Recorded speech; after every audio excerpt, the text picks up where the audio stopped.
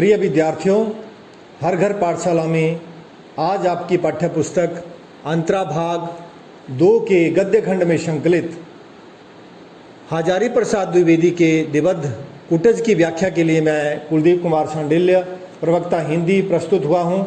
आइए कुटज की व्याख्या करते हैं, इसके भाव को समझते हैं।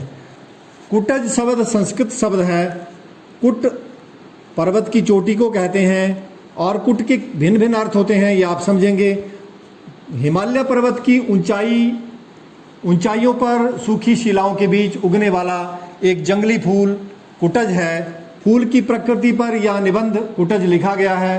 कुटज ना सिर्फ विशेष सौंदर्य के लिए, अपनी सुंदरता के लिए, ना सुगंध, फिर भी लेखक ने इस कुटज निबंध के माध्यम से एक बहुत सुंदर संदेश इस अध्याय में दिया है, इस लेख में दिया है। कुटज में अपराजय, जिसको कोई पराजित नहीं किया कर सकता, ऐसी जीवन शक्ति उसमें है। स्वावलंबन, वो सेल्फ डिपेंडेंट, अपने ऊपर निर्भर है, आत्मनिर्भर है, उसमें आत्मविश्वास है। विषम परिस्थितियों में भी वो शान से खड़ा रहता है। उस कुटज के माध्यम से, उस पेड़ के माध्यम से लेखक ने जीवन में भी बताया है कि किस प्रकार मनुष्य जो है विषम परिस्थितियों में भी, जिसके अंदर अपराजय जीवन शक्ति होती है, वह अपना रास्ता स्वयं बना लेता है। चलिए हम निबंध कुटज पढ़ते हैं। कुटज लेखक का एक बहुत ही महत्वपूर्ण निबंध है। कहते हैं पर्वत शोभा निकेतन, शोभा का घर, भंडार होते हैं। फिर हिमालय का तो कहना ही क्या, पूर्व और हिमालय तो पर्वतों का राजा है। जब पर्वतों को शोभा निकेतन कहते हैं, वो तो पर्वतों का राजा है। उस हिमालय की शोभा का तो कहना ही क्या। उसके पहले और बाद में समुद्र, महोदधि, रत्नाकर आदि भिन्न भिन्न नामों से जाना जाने वाला जो समुद्र है, उसको दोनों भुजाओं से थहाता हुआ हिमालय, जिसे पृथ्वी का मानदंड कहा जाता है, तो गलत नहीं होगा। कालिदास ने अपनी रचनाओं में हिमालय के बारे में जब उन्होंने रचना की, तो कालिदास ने हिमालय को पृथ्वी का मानदंड ही कहा है। इसी के पाद देश में, इसी के पांव में, हिमालय के पांव में ही यह श्रृंखला तक दूर दूर तक लौटी हुई, दूर दूर तक फैली हुई, इस प्रकार की ये पर्वत श्रृंखला, शिवालिक पहाड़ियाँ, शिवालिक श्रृंखला इसे कहते हैं। शिवालिक का अर्थ है शिव की अलकें, अर्थात शिव की जटाजूट। अलक का मतलब जटाएं। तो शिव की अलक का निचला भाग, अर्थात ये शिव यदि समाधिस्थ हिमालय की ऊंची चोटी मानो शिव है, तो ये शिव की नीचे नीचे अलकें हैं, ये शिवालिक पहाड़ियाँ हैं। तो निचला भाग तो नहीं है, लगता तो ऐसा ही है कि शिव की लटियाई जटा ही इतनी सूखी नीरस जैसी शिवालिक पहाड़ियाँ होती हैं, ऐसी ही ये शिव की सूखी जटाओं की तरह सूखी, नीरस, कठोर हो सकती है। वैसे तो इस हिमालय से अलकनंदा का स्रोत यहाँ है, अलकनंदा भी यहाँ से निकलती है शिवालिक पहाड़ियों से, लेकिन शिव का अलक तो दूर दूर तक छितराया, अर्थात ये शिवालिक पहाड़ियाँ दूर दूर तक फैली हुई है, एक पूरी श्रृंखला है। तो संपूर्ण हिमालय को देखकर अलक जाल के निचले हिस्से का प्रतिनिधित्व यह गिरि श्रृंखला, ये शिवालिक पहाड़ियाँ करती होंगी। कहीं कहीं अज्ञात, जिसका कोई पता नहीं है, अज्ञात, जिसके नाम का कोई पता नहीं, जिसके गोत्र का, ये किस फैमिली का पौधा है, इस गोत्र का कोई पता नहीं है, ऐसे झाड़ झंखाड़ और बेहया से, बेहया का मतलब बेशर्म, उर्दू का शब्द है, अर्थात ऐसे पौधे जो सूखे में भी जी लेते हैं, जिनको कोई जल स्रोत से कोई जलदान नहीं होता, फिर भी जो जीवन जीते हैं, अर्थात वो पेड़ पौधे खड़े होते हैं, ऐसे अवश्य दिख जाते हैं इस शिवालिक पहाड़ियों में। और इसके अतिरिक्त और कोई हरियाली नहीं दिखाई देती। यहाँ तक कि इसमें सूखी दूब जो है वो सूख गई है, काली काली चट्टानें और बीच बीच में शुष्कता की अंतर्निरुद्ध, अंदर से जो बंद है, अर्थात पानी बीच में, धरती के गर्भ में पानी नहीं है, ऐसी जो सत्ता का इजहार करने वाली रक्ताव लाल ही रंग की जो रेत है, ऐसी जो शिवालिक पहाड़ियाँ हैं, इसमें रस है ही नहीं। ऐसी शिवालिक पहाड़ियों पर ठिंगने छोटे छोटे पौधे दिखाई दे रहे हैं, बड़े शान से ये दरख्त जो है दिख रहे हैं, जो गर्मी की मार सह करके भी, भयंकर गर्मी की मार खाकर भी भूख प्यास की निरंतर चोट सहकर भी जी रहे हैं। लेखक कहते हैं इन पौधों को देखकर मैं इन्हें क्या कहूँ, ये सिर्फ जी ही नहीं रहे हैं, हंस भी रहे हैं। अर्थात इसमें जो पत्ते हैं, फूल लगे हैं, तो हम ये कह नहीं रहे कि ये सिर्फ जैसे कैसे जी रहे हैं, परंतु ये तो जी रहे हैं और हंस भी रहे हैं, बेहया बेशर्म की तरह नहीं है, मस्त मौला हैं। इनको कोई कहाँ से खाद पानी मिल रहा है, इनको कोई चिंता नहीं है, ऐसी मस्ती में है। कभी कभी जो लोग, लेखक कहते हैं संसार में भी, समाज में भी कभी कभी जो लोग हमको बेशर्म से दिखते हैं कि क्या हट्टे कट्टे हैं, कोई चिंता नहीं, कोई फिक्र नहीं, तो ऐसे जो लोग बेहया से हमें को बाहर से दिखते हैं संसार में, समाज में, उनकी जड़ें वो काफ़ी गहरी पैंठी रहती हैं। ऐसे ही ये पौधा, ये भी पाषाण की छाती फाड़कर, ये जो पौधा है कुटज, ये भी पत्थर की छाती को फाड़कर ना जाने किस अतल, जिसके तल का कोई पता नहीं है, ऐसे गौहर में, गड्ढे में अपना भोग्य, अपना रस, अपना जीवन जो है खींच लाते हैं। शिवालिक की सूखी नीरस पहाड़ियों पर मुस्कुराते हुए ये वृक्ष द्वंद्वातीत हैं, दुविधा से परे हैं। जीऊं के मरूं, ऐसे कोई भी ना जाने दुनिया में कितने लोग हैं, जीते हैं तो बहुत ही तकलीफ में परेशान रहते हैं, परंतु ये पौधे ऐसे हैं जैसे दुविधा से परे हैं, अलमस्त हैं, मस्त मौला हैं। मैं किसी का नाम नहीं जानता, लेखक कहते हैं मैं इस पौधे का नाम नहीं जानता, ये कौन सा पौधा है, इसका क्या नाम है, ये किस परिवार का, कुल का पौधा है, इसके शील स्वभाव को भी नहीं जानता। ये जैसे मुझे ऐसा लगता है जैसे मैं इन पौधों को अनादिकाल से जानता हूँ, बहुत वर्षों से मैं इनको जानता हूँ। इन्हीं में से एक छोटा सा पौधा, ये जो छोटे छोटे पौधे शिवालिक की नीरस पहाड़ियों में जी रहे हैं, हरे भरे हैं, तो इनमें एक छोटा सा ठिगने से आकार का छोटा सा पौधा है, पत्ते चौड़े भी नहीं हैं और इनके पौधे, ये पत्ते बड़े बड़े भी नहीं हैं। फूलों से तो ये पौधा ऐसा लदा हुआ है, फूलों से तो ऐसा लदा हुआ है कि कुछ पूछिए नहीं, अजीब सी अदा है, ऐसा लगता है जैसे मुस्कुरा रहा है। ये पौधा पूछ रहा है जैसे कि क्या तुम मुझे जानते हो। लेखक कहते हैं ऐसा लगता है जैसे ये मेरे से पूछ रहा हो कि क्या तुम मुझे पहचानते हो, मेरा नाम बता सकते हो। पहचानता तो हूँ, अवश्य पहचानता हूँ, लगता तो है, बहुत बार आपको पहले देख चुका हूँ, पहचानता हूँ। आप उजाड़ के साथी हैं, आप नीरस भूमि पर भी जी सकते हैं, आप उजाड़ के साथी हैं, तुम्हें अच्छी तरह पहचानता हूँ, नाम भूल रहा हूँ। लेखक कहते हैं मैं आपका नाम भले ही भूल रहा हूँ, परंतु मैंने इस पौधे को बहुत बार देखा है, प्रायः कई बार भूल जाते हैं हम, रूप देखकर प्रायः पहचान जाते हैं कि ये कौन है। ऐसे मैं आपको पहचान रहा हूँ, भले ही नाम नहीं याद आता है, पर नाम ऐसा है कि जब तक रूप के पहले ही हाजिर ना हो जाए, नाम तक जब तक हमें पता ना चले, तब तक हमें हमारी जो पहचान है वो अधूरी हो जाती है। मैंने आपको देखा है कहीं, परंतु आपका नाम क्या है यदि मैं नहीं कि किसी को जानता हूँ, तो ऐसी हमारी पहचान अधूरी रह जाती है। इसीलिए लेखक कहते हैं मुझे इस पौधे का रूप स्वरूप का तो ज्ञान है, परंतु मैं इसके नाम को नहीं अभी जान रहा हूँ। भारतीय विद्वानों ने, पंडित का अर्थ विद्वान होता है, भारतीय विद्वानों ने सैकड़ों बार, बहुत बार जो है कचारा निचोड़ा का मतलब है बहुत बार बहस हुई है कि रूप बड़ा है कि नाम है। चलिए अगले पृष्ठ पर चलते हैं, रूप बड़ा है कि नाम है। प्रिय विद्यार्थियों, आप भी जानें, आप भी सोचें जरा कि रूप बड़ा है कि नाम है। चीज बड़ी होती है कि उस वस्तु का नाम बड़ा होता है, तो नाम बड़ा है या रूप बड़ा है। पद का मतलब नाम, पद बड़ा है कि पदार्थ, वस्तु बड़ी है। तो पद सामने है, लेखक कहते हैं ये पदार्थ, ये वस्तु मेरे सामने है, परंतु इसका नाम मुझे सूझ नहीं रहा है। मेरा मन व्याकुल हो जाता है कि मैं किन किन यादों को याद कर रहा हूँ, इस पौधे का क्या नाम है।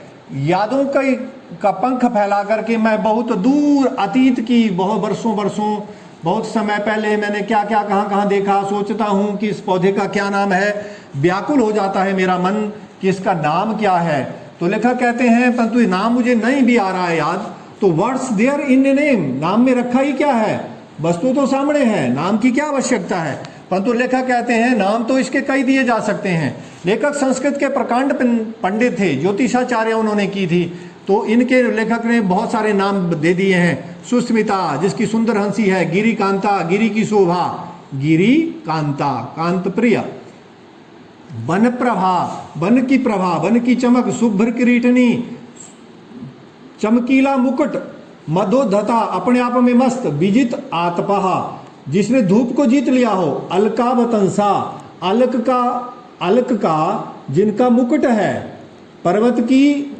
अलकों का जिसका मुकुट है, कूटोल्लास पर्वत की चोटी की प्रसन्नता उल्लास, अपराजित आप समझ रहे हैं जिसको नहीं हराया जा सकता, धरती धकेल धरती को धकेल करके, धरती का सीना फाड़ करके, पहाड़ को फोड़ करके भी जो निकल गया है, पाताल भेद, ऐसे इसके कई कई नाम दिए जा सकते हैं, परंतु मन नहीं मानता। नाम इसका तो समाज ने कोई नाम दिया है, तो नाम बड़ा है या रूप बड़ा है, तो लेखक कहते हैं वह इसलिए बड़ा है कि उसे सामाजिक स्वीकृति, नाम को सामाजिक स्वीकृति मिली हुई होती है।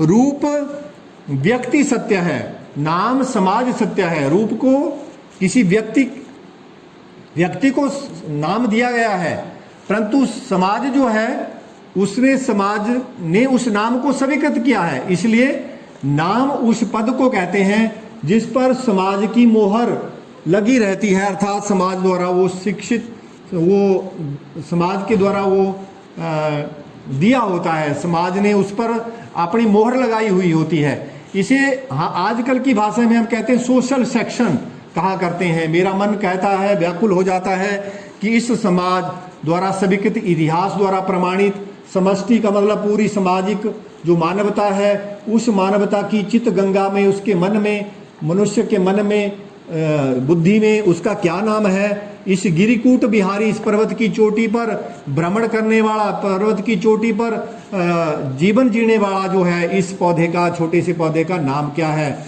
मन दूर दूर तक उड़ रहा है, याद कर रहा है कि इसका नाम क्या है। देश में कहाँ कहाँ मैं गया था, काल में, समय में, किस किस काल में कहाँ कहाँ गया था, मैंने कहाँ देखा होगा इसको। ऐसे मनोग रथानाम गतिर न विद्यते, मन रूपी रथ की गति का कोई पता नहीं होता। ऐसे मन रूपी रथ हमारा ना जाने कहाँ कहाँ घूम लेता है। अचानक याद आया, अरे यहाँ तो कुटज है, अरे इस पौधे का नाम तो कुटज है। संस्कृत साहित्य का बहुत परिचित किंतु कवियों द्वारा अपमानित, क्योंकि कवियों ने गुलाब के ऊपर, कमल के ऊपर ना जाने कितनी कविताएं की हैं, किन किन फूलों के ऊपर कविताएं की हैं, परंतु कुटज के ऊपर कोई कविता नहीं की।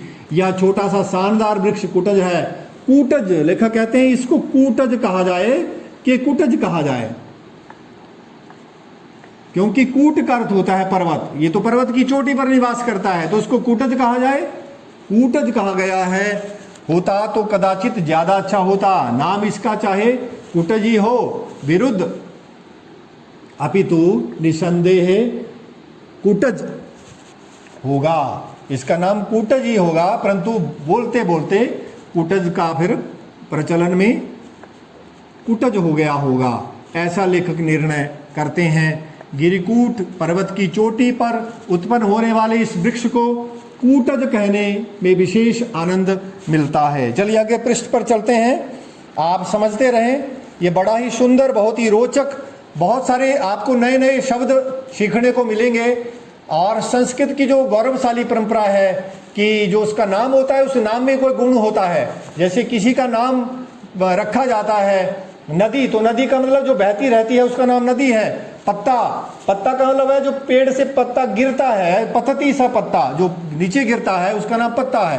तो ऐसे कूटज का मतलब पर्वत की चोटी पर जन्म लेने वाला, तो इसको कूटज है। मनोहर, मन को हर लेने वाले, कुसुम के फूलों के गुच्छे, झबराया, उल्लास, लोल, तरंगित, चारु, सुंदर स्मित, हंसी, सुंदर हंसी वाला ये पौधा है।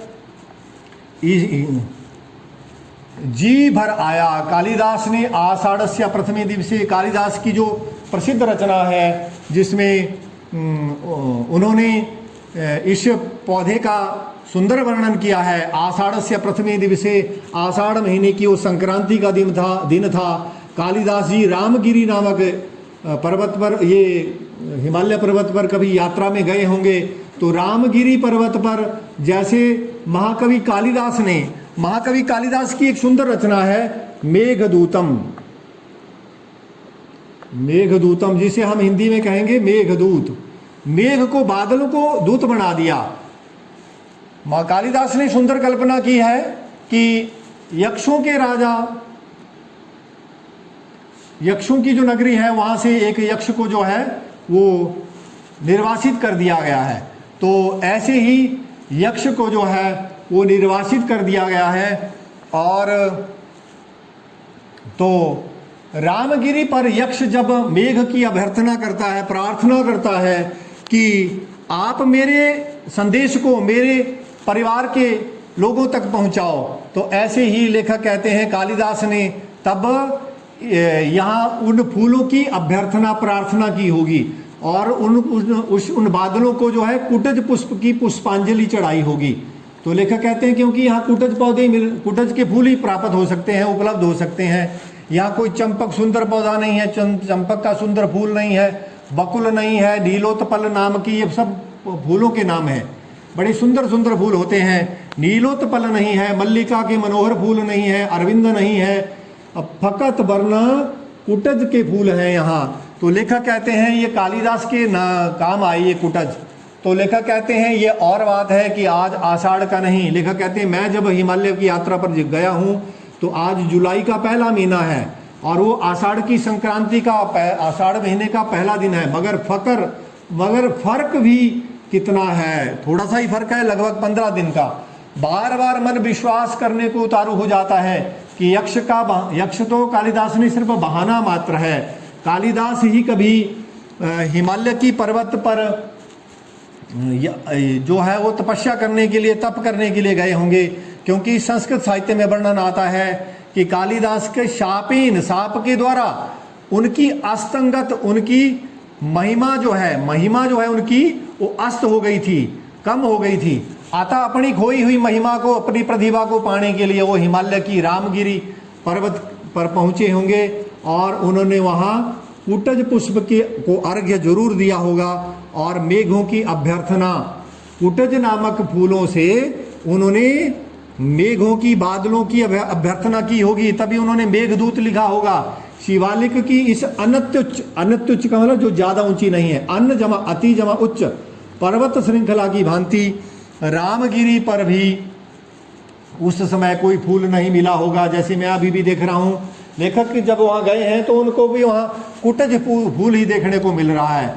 कुटज ने उनके संतृप्त चित्त को सहारा दिया होगा। तो लेखक कहते हैं जो कालिदास के भी काम आए होंगे तो वो फूल जो है वो बड़भागी हैं।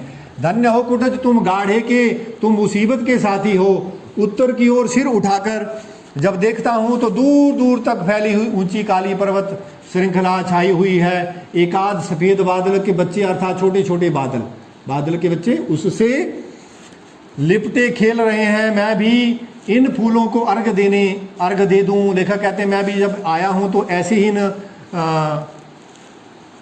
इन कुटज के पुष्पों से मैं बादलों की अभ्यर्थना कर दूं, पर काहे के वास्ते, परंतु किस लिए। लेकिन कहते हैं किस लिए क्यों, मैं बुरा भी नहीं है, मैं अभ्यर्थना जरूर करूं। कुटज के ये सुंदर फूल बहुत बुरे तो नहीं है, जो कालिदास के काम आया, महाकवि कालिदास के काम आया, वो उसे ज्यादा इज्जत मिलनी चाहिए, मिली कम है। लेखक कहते हैं इज्जत, तो लेखक कहते हैं इज्जत तो नसीब की बात है। लेखक यहाँ थोड़ा उनका मन मलिन है, कुछ इस प्रकार के भावों में खोए हैं, तो इसलिए इस निबंध की, इस लेख की रचना कर रहे हैं। तो लेखक कहते हैं इज्जत मिलना तो नसीब की बात है। कई बार कोई बहुत मेहनत करता है, उसको इज्जत प्राप्त नहीं हो पाती, और कई बार बहुत प्रयास ना करने वाला व्यक्ति भी समाज में, देश में, सरकार में इज्जत प्राप्त कर लेता है। रहीम को वे बड़े आदर के साथ स्मरण करता हूँ। लेखक कहते हैं रहीम कवि हैं, मैं उनको बहुत आदर से याद करता हूँ। बहुत ही दरिया दिल थे, दरिया की तरह उनका दिल था, और जो उन्होंने पाया समाज में वो लुटाया। दुनिया है कि मतलब से मतलब रखती है, उसका रस चूस लेती है जब उसके पास कुछ लेने को होता है, और उसके बाद जब वो कुछ नहीं कर पा सकता तो फिर उसको फेंक देती है। सुना है रस चूस लेने के बाद रहीम को भी फेंक दिया गया था। दरबार में बादशाह ने उनको आदर से बुलाया, एक बादशाह ने उनको आदर से बुलाया, दूसरे ने फेंक दिया, अर्थात अपने दरबार से बहिष्कृत कर दिया। वही करता है, रहीम का मोल घट नहीं जाता है, उनकी फक्कड़ाना, उनकी मस्त मौला जो उनकी प्रकृति है, स्वभाव है, वो कभी गई नहीं। अच्छे भले कदरदान थे, लेकिन बड़े लोगों को भी कभी कभी जब वितृष्णा हो जाती है, जब उनका मूड ऑफ होता है तो गलती कर बैठते हैं। ऐसे ही रहीम ने भी मन खराब रहा होगा और लोगों की बेरुखी और बेकदरदानी से मुरझा गए होंगे, और ऐसे ही उन्होंने कई बार, एक बार जो है कुटज की बेअदबी की है, कुटज की बेअदबी की है। आप देखिए इस पंक्ति में रहीम ने क्या कहा है, वे रहीम अब वृक्ष कहाँ। रहीम जी कहते हैं वो वृक्ष अब कहाँ हैं, जिनकी बड़ी गंभीर छाया होती है, जिनकर छाह गंभीर। बागन बिच, अब तो छोटे छोटे बागों बिच बिच देखियत सेंहुअड़, एक कंटीली झाड़ी वाला पौधा होता है, बेल की तरह होता है। कुटज, सेंहुअड़, कुटज और करीर, ये तीन पौधों की बात की है। तो लेखक कहते हैं गोया कुटज अदना सा वृक्ष हो, छोटा सा पौधा भले जरूर हो, छाह भी इसकी बहुत बड़ी नहीं है, क्योंकि छाया ही बहुत कुछ नहीं होती है। फूल भी कोई फूल का भी कोई महत्व कम नहीं है। छाया के लिए ना सही, फूल के लिए तो इस कुटज का सम्मान होना चाहिए। मगर कभी कभी कवियों का भी मूड खराब हो जाया करता है, वो भी कई बार गलत बयानी, अपनी भावना में बहकर कई बार कुटज जैसे पौधे की क्या कर देते हैं, बेअदबी कर देते हैं, शिकार हो जाया करते हैं। फिर लेखक कहते हैं, जैसे यहाँ लिखा है बागन बिच बिच देखियत, तो लेखक कहते हैं कुटज जो पौधा है वो तो बागों में होता ही नहीं है, वो तो पहाड़ की ऊंची ऊंची चोटियों पर होता है। तो बागन बिच बिच देखियत, ये तो कबीर का, रहीम का जो है वो कहीं मूड खराब था, इसीलिए उन्होंने उसको लिख दिया बागन बिच बिच देखियत। तो लेखक कहते हैं ये तो गिरकूट बिहारी है, गिरकूट बिहारी को बागों बिच बिच देखियत ऐसा वैसे कैसे कह दिया। तो लेखक कहते हैं कुटज अर्थात जो कुट में, अर्थात कुट का अर्थ घड़ा होता है, कुट घड़े को भी कहते हैं, कुट घर को भी कहते हैं। तो कुट अर्थात घड़े से उत्पन्न होने वाला।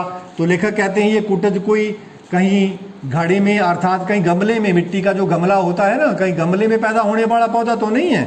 तो घड़े से उत्पन्न होने के कारण प्रतापी अगस्त्य मुनि, आपने सुना होगा कहानी कि अगस्त्य मुनि ने जो है समुद्र को का आचमन कर लिया था, तो उनका नाम कुंभज था। क्या नाम था? कुंभज। कुंभज कहते हैं कुंभ का मतलब घड़े से उत्पन्न होने वाला।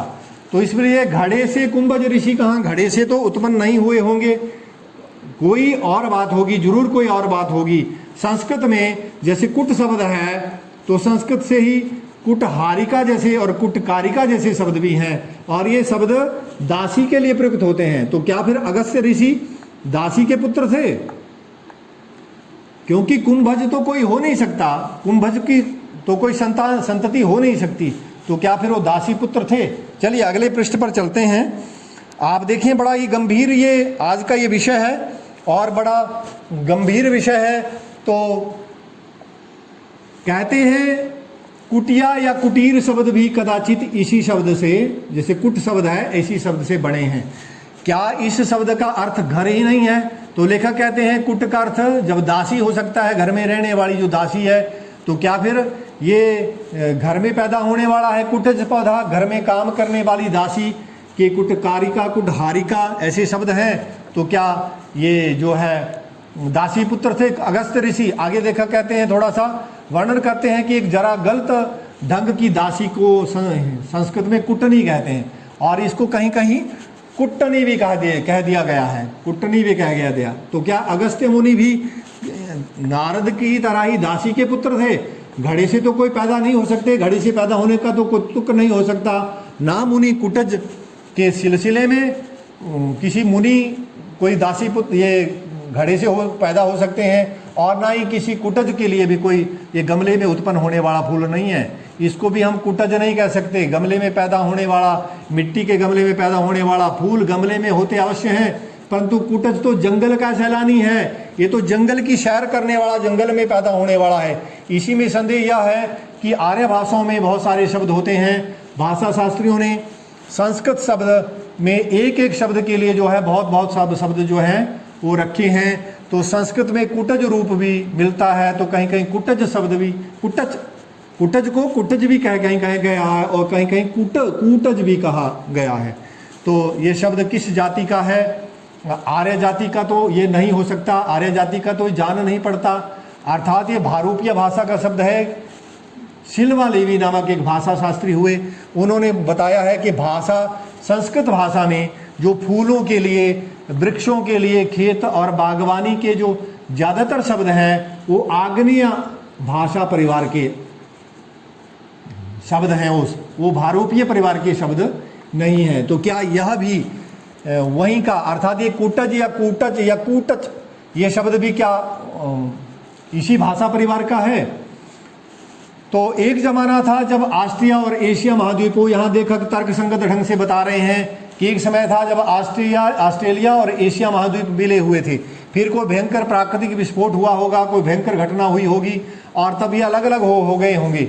19वीं शताब्दी में भाषा विज्ञानी पंडितों का को यह देखकर आश्चर्य हुआ कि ऑस्ट्रेलिया के बहुत दूर जंगलों में बसी हुई जो जातियां हैं, उनकी भाषा एशिया में बसी हुई बहुत सारी जो जातियां हैं, उन जातियों की जो भाषा के शब्द हैं उनसे बहुत ज़्यादा संबंधित हैं। भारत की अनेक जातियां वह भाषा बोलती हैं जिनमें संथाल, मुंडा आदि भाषाएं शामिल हैं।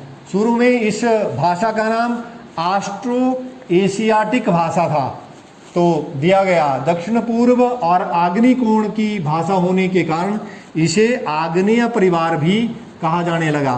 भाषा विज्ञान है एक, भाषा विज्ञान में आप ये सब बातें पढ़ेंगे भविष्य में, जब आगे आप स्नातक स्तर की, स्नातकोत्तर स्तर की जो विषय पढ़ेंगे तो अब आपको इनको अच्छा ज्ञान होगा, या स्वाध्याय करेंगे, लाइब्रेरी में बैठेंगे तो कहा जाने लगा।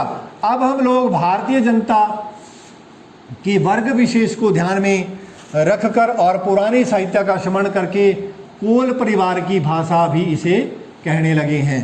पंडित का मतलब विद्वान, बुद्धिजीवियों का, विद्वानों का, ये बताया है कि संस्कृत भाषा में अनेक शब्द जो भारतीय संस्कृति की अविच्छेद्य अंग, जो अभी अविच्छेद्य अंग बन गए हैं, ये वास्तव में इसी भाषा परिवार के हैं। ये कोल परिवार या जिसे हम कहते हैं आग्नेय परिवार, इसी परिवार की भाषा के शब्द हैं। ऐसे शब्दों में कमल, कुडमल, कंबू, कंबल, तांबुल आदि शब्द भी इसी भाषा परिवार के हैं।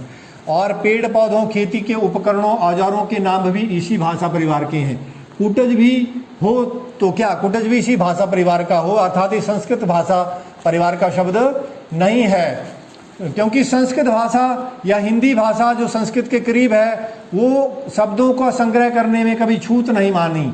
ना जाने किस किस नस्ल के, किस किस किस्म के, किस किस स्वरूप के कितने शब्द आकर जो है वो हिंदी और संस्कृत भाषा में खप गए हैं, सम्मिलित हो गए हैं। पंडित विद्वान लोग इनकी छानबीन यदि करेंगे तो हैरान रह जाएंगे, हैरान रह जाते हैं। यह जो मेरे सामने कुटज का लहराता हुआ ये जो छोटा सा पौधा है, इसका नाम रूप दोनों में अपनी अपराजेय न हारने वाली जीवन शक्ति की घोषणा ये कर रहा है। इसलिए यह इतना आकर्षक है, ये पौधा इतना सुंदर है, आकर्षित करने वाला है कि नाम है कि हजारों वर्ष से जीता चला जा रहा है। कितनी पुरानी भाषा है वो संस्कृत, और वो आग्नेय परिवार की भाषा के इतने वर्षों पूर्व से इसको हम कुटज कह रहे हैं। कितने नाम आए दुनिया में, ना जाने कितने लोग आए, कितने लोग, बड़े बड़े बादशाह, बड़े बड़े चक्रवर्ती सम्राट आए, उनके नाम दुनिया भूल गई, दुनिया उनको भूल गई, वे दुनिया को भूल गए, परंतु कुटज को आज भी लोग याद कर रहे हैं। कुटज है कि संस्कृत की निरंतर स्फीयमान, स्फीयमान का मतलब जो स्पष्ट है, जो खुली है, शब्दों का जो भंडार है, शब्द राशि है, उसमें जम के बैठा है। अर्थात आज भी संस्कृत में कुटज शब्द जो है, आगे अगले पृष्ठ पे चलते हैं, जम के बैठा है सो बैठा है।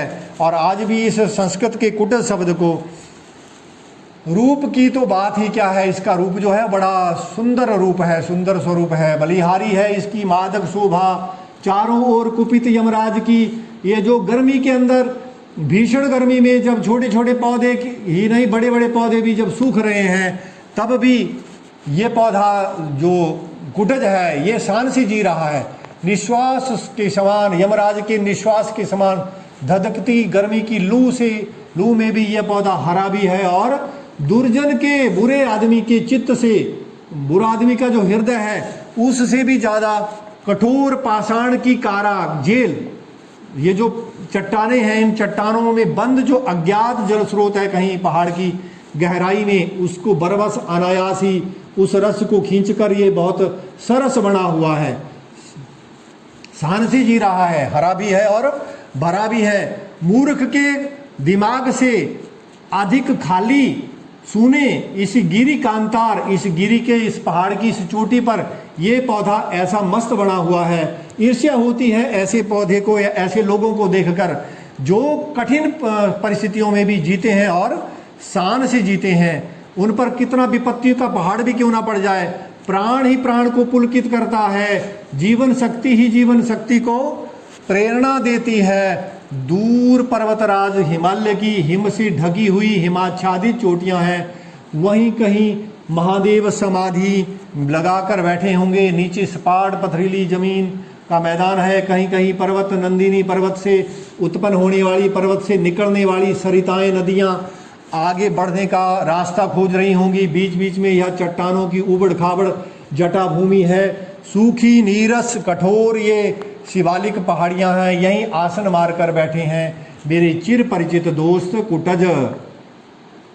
एक बार अपने झबरीले मूर्धा का मतलब सिर झबराया हुआ, जो जिसके बहुत बड़े बड़े बाल हैं, हिलाकर समाधिस्थ, समाधि में समाधिनिष्ठ महादेव को इसने पुष्प स्तबक, जिसको हम फूल का गुच्छा कहते हैं, अंग्रेजी में इसे आप बुके कहते हैं, का उपहार चढ़ा देते हैं। और एक बार नीचे की ओर अपनी पाताल भेदी, पाताल को भेदने वाली जड़ों को दबाकर गिरी नंदिनी पर्वत की जो नंदिनियां हैं, नदियां, उनको संकेत से बता देते हैं कि रस का स्रोत कहाँ है। जीना चाहते हो, कठोर पाषाण को भेद कर, पाताल की छाती चीरकर अपना भोग्य, अपना भोजन का संग्रह करो। वायुमंडल को चूस कर, अर्थात इधर उधर से, समाज से, कहीं से भी अच्छी अच्छी बातों का ग्रहण करो, सार ग्रहण करो। झंझा तूफान, विपत्ति के आंधी तूफान को रगड़ कर अपना प्राप्य वसूल लो। आकाश को चूमकर, अवकाश की लहरी को में चूमकर उल्लास खींच लो, प्रसन्नता को प्राप्त कर लो, निराश मत होइए। कुटज का यही संदेश है। संस्कृत की पंक्तियों के माध्यम से लेखक यहाँ बता रहे हैं, भित्वा पाषाण पिठरम, वो छेद करके, भेद करके पाषाण की पीठ को, छित्वा छेद करके, बहुत बड़ी व्यथा को, पीड़ा को, पीत्वा पी करके, पाताल के पानी को, कुटज जो है, ये यहाँ कुटज शब्द है, ये कुटज, ये मिसप्रिंटिंग है यहाँ, चुंबते नभः, कुटज जो है ये चुंबन करता है, अर्थात आकाश को छू रहा है, अर्थात जी रहा है, शान से छी रहा है। दुरंत अत्यंत कठिन जीवन शक्ति है इसमें, कठिन उपदेश है। जीना भी एक कला है, लेकिन कला ही नहीं, जीना एक तपस्या है। जियो तो जीने में प्राण ढाल दो, जिंदगी में मन कुड़ करके मत जियो।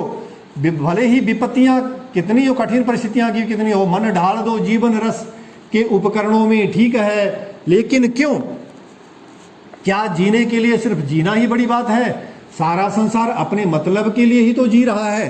तो याज्ञवल्क्य ना बहुत बड़े ब्रह्मवादी ऋषि हुए, उन्होंने अपनी संहिता में लिखा है, अपनी पत्नी को उपदेश देते हुए विचित्र भाव से, विचित्र भाषा में कहते हैं कि कोशिश की कि सब कुछ स्वार्थ के लिए है, दुनिया में सब कुछ स्वार्थ के लिए ही है।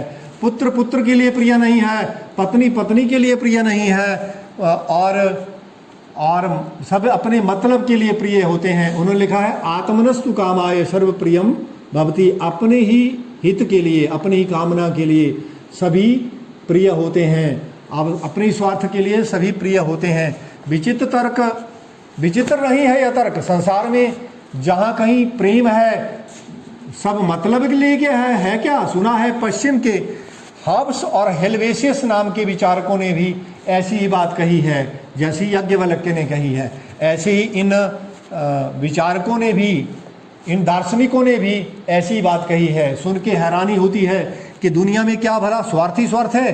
क्या त्याग नहीं है, प्रेम नहीं है, परमार्थ नहीं है, परार्थ नहीं है? लेखक कहते हैं क्या सिर्फ और सिर्फ संसार में प्रचंड स्वार्थ है?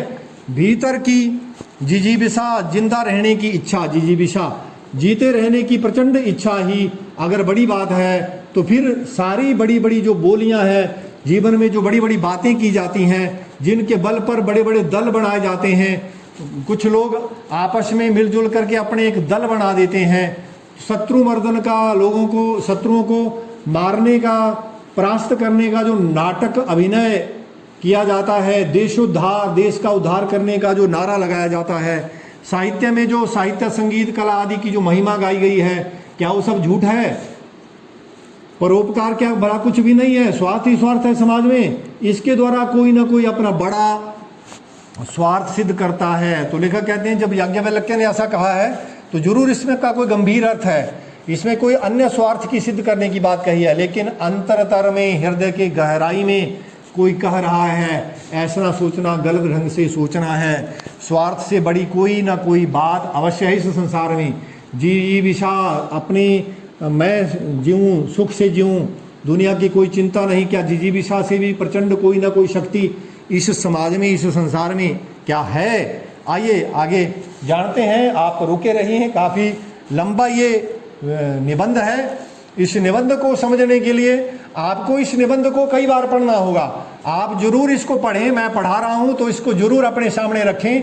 याज्ञवल्क्य ने जो धक्का मार ढंग से, आत्मनस्तु कामाय सर्वम प्रियम भवति, अपने ही स्वार्थ के लिए सभी प्रिय होते हैं, ऐसे जो एकदम सपाट ढंग से तू तड़ाक भाषा में जो उन्होंने कह दिया, तो इस ढंग से कह दी गई है, ये अंतिम नहीं थी। आत्मनः का अर्थ उनका मतलब सिर्फ अपना स्वार्थ नहीं है, कुछ और बड़ा करना चाहते थे। व्यक्ति की आत्मा केवल व्यक्ति तक ही सीमित नहीं होती, वह व्यापक अपने में और सब में, आप में इस प्रकार एक समष्टि बुद्धि जब तक नहीं आती, तब तक पूर्ण सुख का आनंद ही नहीं मिलता। अपने आप को दलित द्राक्षा, दली हुई जो दाख होती है, जैसी दाख होती है उसको भिगोया जाता है, फिर वो हाथ से उसको मसला जाता है, फिर उसका रस प्राप्त होता है, वो रस का उसका पान किया जाता है। द्राक्षा सब आपने सुना होगा। तो द्राक्षा की तरह क्या उसको निचोड़कर जब तक सर्व के लिए कोई व्यक्ति समाज के लिए न्यौछावर नहीं हो जाता, न्यौछावर नहीं कर दिया जाता, तब तक स्वार्थ जो है अधूरा स्वार्थ है। वह मोह को बढ़ावा देने वाला, तृष्णा को, कामना को, इच्छा को उत्पन्न करने वाला है। मनुष्य ऐसा इच्छा करने वाला जो आदमी है, जो इच्छा के पीछे भागता है, वो बहुत आदमी, वो दयनीय, उसकी बहुत दयनीय स्थिति हो जाती है। वो कृपण जो है दया का पात्र हो जाता है।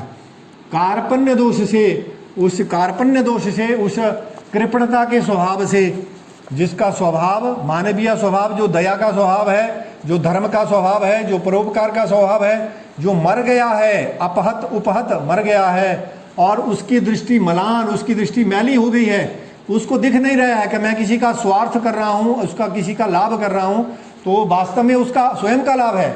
क्योंकि आपने जाना होगा, विज्ञान की भाषा में कहा न्यूटन जी ने कि every action has equal and opposite direction. जब हम किसी दूसरे का हित करते हैं तो हमारा हित स्वयं होगा, हम दूसरों का बुरा करते हैं तो हमारा बुरा जरूर होगा। तो इसलिए लेखक कहते हैं जो आदमी अपने स्वार्थ के लिए सोचता है, उसकी दृष्टि मैली हो चुकी है, वह स्पष्ट नहीं देख पा रहा है, उसको सूझ नहीं रहा है कि उसका कल्याण कहाँ है, उसका परोपकार में उसका कल्याण है। परमार्थ तो दूर की बात है, उसको अपना स्वार्थ भी नहीं सूझ रहा है। कुटज क्या केवल जी रहा है?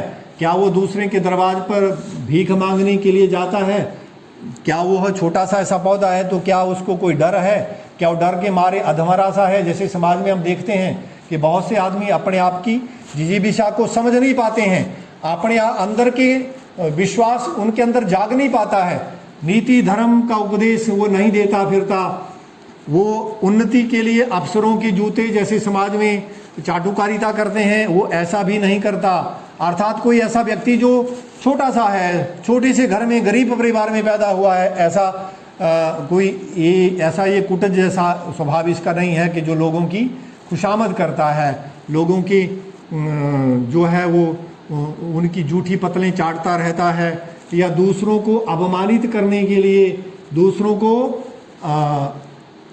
का बुरा चाहने के लिए दूसरों का अवमान हो जाए, अपमान हो जाए, दूसरों का अहित हो जाए, इसके लिए वो ग्रहों की खुशामद नहीं करता, ग्रहों की उपासना नहीं करता। कोई नीलम जैसे रतन, कीमती कीमती रतन अपनी उंगलियों में, अंगूठियों में नहीं पहनता कि मेरा लाभ हो, दूसरों का अकल्याण हो, मेरे शत्रुओं का नाश हो जाए।